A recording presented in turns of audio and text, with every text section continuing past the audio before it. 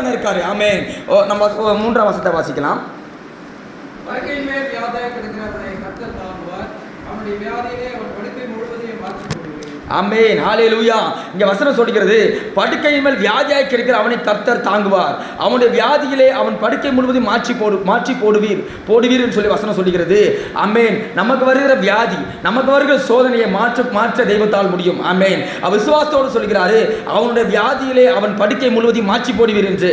அது மாத்திரமல்ல, அப்படி நம்ம வியாதியாக இருக்கிற பொழுது, அப்படி நம்ம சூழ்நிலை வந்து பார்த்தீங்கன்னா வியாதி மாத்திரம் கிடையாது, எப்பேற்பட்ட நமக்கு ஒவ்வொருத்தருக்கும் ஒவ்வொரு சூழ்நிலை வரலாம். ஒவ்வொருத்தர் வாழ்க்கையில் ஒவ்வொரு பிரச்சனைகள் போறது கண்டிப்பா இருக்கும். இல்லாத யாருக்கு இல்லாம கிடையாது. ஏன்னா வசனம் சொல்லிக்கிறது, உலகத்தில் உபத்திரவம் இருக்கும். ஆமென்.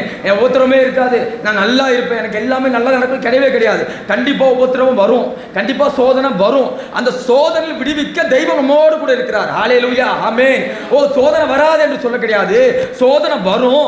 சோதனை வந்தாலும் அந்த சோதனை மனிந்து போகாம அப்படியே இருக்கணும், அப்படி விடுவிக்க தெய்வம் உங்களோடு கூட இருக்கிறார். ஹல்லேலூயா.